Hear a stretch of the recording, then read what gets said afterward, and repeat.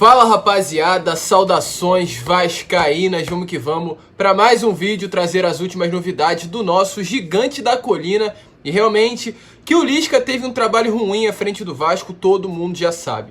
Mas além de um trabalho ruim dentro de campo, fora dele foi pior ainda, e a gente vai falar sobre isso no vídeo de hoje, já que o treinador saiu com muitos problemas de dentro do Vasco, principalmente se tratando sobre o atual elenco. Realmente a situação está muito complicada e parece que todo esse momento vivido pelo Vasco nessas últimas partidas eram os próprios jogadores querendo derrubar o antigo treinador. A gente vai falar sobre isso, falar sobre reforços, falar sobre propostas aí ao Germancano de clubes da Série A do Campeonato Brasileiro e muitas outras novidades. Mas antes de começar o vídeo, é claro, eu quero dar aqui as boas-vindas a você que está chegando no nosso canal pela primeira vez, seja muito bem-vindo. Se você aí que está assistindo o vídeo acha que o Lisca foi o grande culpado por todo esse momento, deixa aqui também o seu comentário e deixe o seu like para que esse vídeo possa chegar a cada vez mais vascaínos. Aperte aqui o botãozinho do like e também se inscreva e ative o seu sininho de notificação. Mas vamos lá, né? Sem muita enrolação, vamos logo falar de Vasco da Gama,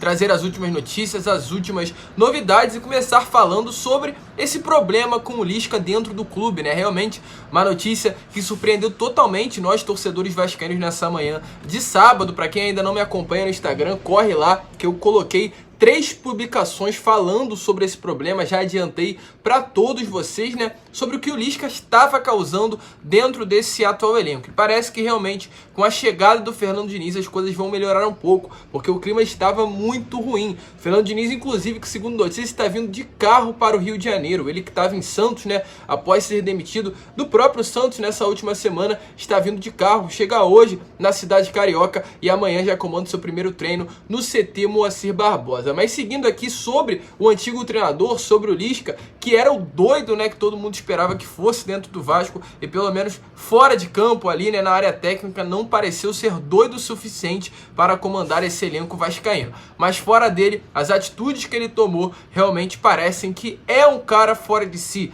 é um cara que realmente acabou fazendo, aliás, né, com que esse elenco não rendesse o esperado. Porque o Lisca ficou apenas aí 1 mês e meio dentro do Vasco e nesse curto período de tempo ele conseguiu impressionar negativamente tanto os jogadores quanto também a diretoria. Porque tivemos aí notícias do jornalista muito conceituado que confirmou que após a partida contra o Londrina, né, aquela derrota que o Vasco acabou sofrendo em São Januário mesmo, né, uma derrota completamente inesperada, que o próprio Lisca não esperava, a diretoria não esperava, nós torcedores vascaínos não esperávamos contra um adversário que está na parte de baixo da tabela. O Lisca simplesmente chegou no dia seguinte, no treinamento do dia seguinte, no CT Moacir Barbosa, virou para os atletas e disse: joguem aí do jeito que vocês quiserem. Foram essas as palavras do treinador aos atletas. Isso acabou, é claro, causando um desconforto imenso dentro do elenco. E após essas palavras, após algumas atitudes também do treinador,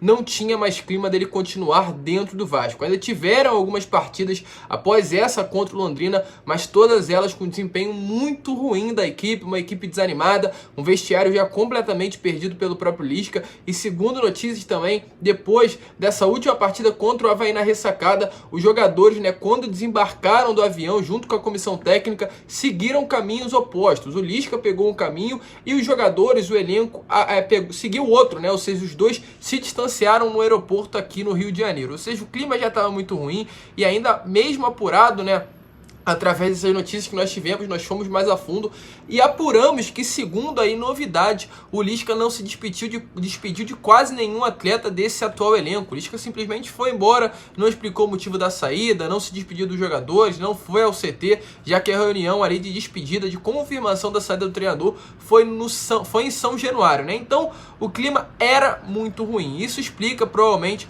o porquê o Vasco estava nessa situação tão complicada. Agora estamos aí a 6 pontos do G4, a 13 pontos do líder Curitiba, um desempenho muito ruim das partidas que o Lisca comandou o Vasco, e tudo isso agora parece ter mais sentido por conta de todos os problemas que o Lisca teve à frente do gigante da colina. Um treinador de fato inexperiente, ainda não comandou um gigante do futebol brasileiro, comandou ali equipes de menores, não menor de tamanho, porque são clubes grandes também, como o próprio Ceará, o Náutico, o Santa Cruz, equipes que o Lisca comandou também, o próprio América Mineiro no ano passado, mas comparado comparado ao Vasco, ainda são equipes inferiores e com uma pressão menor com relação ao Gigante da Colina, e parece que essa pressão acabou não ajudando o Lisca e fez com que realmente as coisas fora de campo ficassem muito pior do que nós imaginávamos. E agora, com a chegada do próprio Fernando Diniz, que, como eu falei para vocês, está vindo de carro para o Rio de Janeiro, se nada der errado, ele está vindo aí com o próprio carro dele, chegando no Rio de Janeiro e começando a comandar amanhã já o treinamento. O Fernando Diniz que terá 4 treinamentos, né? Domingo, segunda, terça e quarta, para enfrentar a equipe do CRB, quinta-feira em Alagoas, no estádio Rei Pelé. Eu realmente estou muito ansioso para ver o Fernando Diniz na beirada de campo, um treinador muito diferente desses dois últimos que passou pelo Vasco, como Marcelo Cabo e o Lisca, que tinham propostas de jogo até mesmo um pouco semelhantes, totalmente diferente da do Fernando Diniz, né? Enquanto o Lisca e Marcelo Cabo era um jogo mais reativo, o Fernando Diniz é um jogo totalmente ofensivo, com a bola no pé, realmente tendo o controle da posse, atacando sempre o adversário. A gente espera que esse seja o Vasco que a gente tanto esperou durante aí todas essas partidas da Série B. O Vasco agora conta com umas 15 rodadas, né? 15 jogos até terminar o campeonato e precisa vencer 10 para conseguir o acesso. Uma situação dificílima e a gente espera com o Fernando Diniz à frente isso venha acontecer. E é claro, o próprio treinador também conta com reforços. Além dos dois que chegaram nessa última semana, o Valber, que já está regularizado, e o John Sanches, que ainda falta regularização. O Vasco aí está lutando para regularizar o atleta antes de quinta-feira contra o CRB. Os dois já vêm treinando normalmente com o elenco Cruz Maltino. O Vasco está no mercado de olho em novas contratações. Nenê e também outro meio-campo, né, um volante que foi oferecido ontem aí ao Vasco e ao Santos. Um volante de muita qualidade, chileno. Eu trouxe um vídeo falando e explicando sobre essa situação tanto do Nenê quanto desse volante de grande destaque, já teve passagem inclusive pela seleção chilena, oferecido ao Vasco. O vídeo está aparecendo aqui em cima para vocês, então correm lá, vai dar uma olhada. O Vasco perto de anunciar alguns reforços aí nos próximos dias. Mas com relação também à saída, ontem tivemos a entrevista coletiva do Germancano. O Germancano que também falou sobre o Lisca, né? A gente estava comentando agora há pouco sobre o Lisca, e ontem na entrevista coletiva o Germancano deixou bem claro que não deu certo, não deu liga.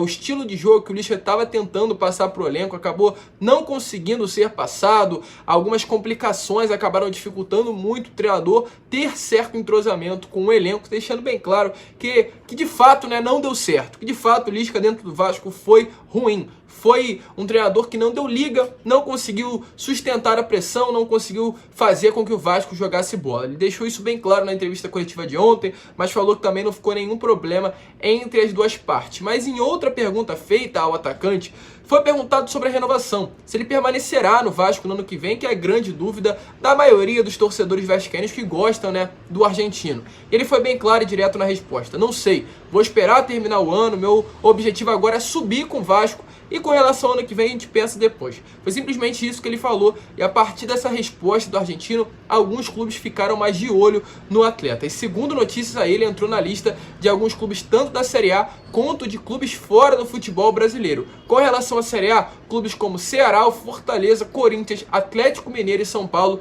estão de olho na contratação do jogador. É claro, esperando aí uma posição dele, se vai ou não ficar no Vasco para essa próxima temporada, e dependendo aí do que ele quiser para a carreira, os clubes vão com força máxima atrás da sua contratação. Um jogador de muita qualidade e sem dúvida nenhuma em um elenco mais qualificado, vai render muito, como rendeu no ano passado, tendo apenas o Benítez no meio campo, conseguindo colocar as bolas para ele guardar. Ele guardava. Um atleta de muita qualidade, tá com muita identificação com o torcedor, mas essa fase, uma possível permanência na Série B do Campeonato Brasileiro, né, vai acabar fazendo com que ele realmente renove o seu contrato, né, e saia do Vasco da Gama. E falando em próxima partida contra aí a equipe do CRB, foi divulgado a arbitragem desse jogo, e nada mais, nada menos, teremos que no comando do apito o árbitro Luiz Flávio de Oliveira e Rodrigo Guarizo Ferreira do Amaral. O Luiz Flávio de Oliveira, que está passando aí para vocês, é o irmão, né, do Flávio de Oliveira, outro técnico que agora é comentarista de arbitragem aí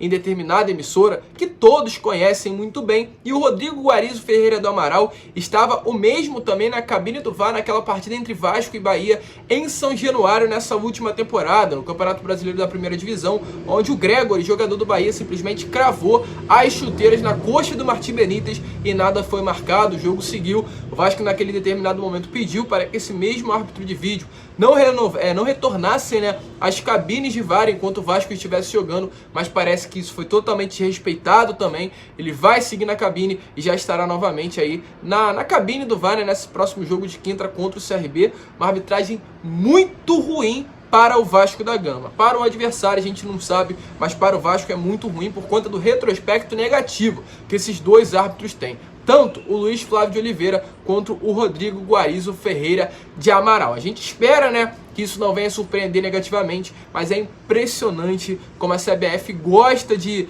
não prejudicar o Vasco, mas gosta de fazer com que antes do jogo o torcedor vascaíno já fique preocupado, porque foram diversos outros árbitros aí que foram escalados com retrospectos ruins, como o próprio Daronco, como na partida seguinte, onde foi o Voaden, né, apitar. Teve Vasco e São Paulo na quarta, e no sábado um Vasco Vitória com Voaden apitando, Vasco sendo prejudicado, uma expulsão não marcada, não dada, no caso pro Vitória. A Vasco acabou ganhando aquela partida por 1-0 com gol do Sarrafiori, mas o Wallace naquela partida merecia uma expulsão, numa entrada também muito ruim, né, incisiva em cima do Juninho, e o Voaden simplesmente deu apenas o cartão amarelo. Mas a gente espera que quinta-feira o Vasco não venha a ser prejudicado, apesar do que a gente espera um posicionamento, já que no ano passado pediu para que o árbitro, que é o Rodrigo Guarizo Ferreira do Amaral, não apitasse, não estivesse mais nas cabines do VAR, e foi desrespeitada a decisão com a CBF colocando ele na quinta. A gente espera que essa diretoria se posicione, coloque a moral, imponha a moral do Vasco dentro da CBF com relação principalmente à arbitragem, e não permita que esse mesmo árbitro esteja ali na cabine do VAR nesse jogo de quinta contra a equipe do CRB. O Vasco ainda não foi, não beneficiado, mas não teve uma influência a favor do VAR ainda nessa segunda divisão. E com relação ao plano de sócio torcedor, segundo notícias aí, o Vasco caiu muito o rendimento com os seus sócios torcedores. O Vasco perdeu aí em 20 meses, de dezembro de 2019 a agosto de 2021, 126 mil sócios torcedores, gerando aí uma redução de 68% de lucro nesse sentido aí dos sócios dentro do clube. De fato um absurdo, uma preocupação muito grande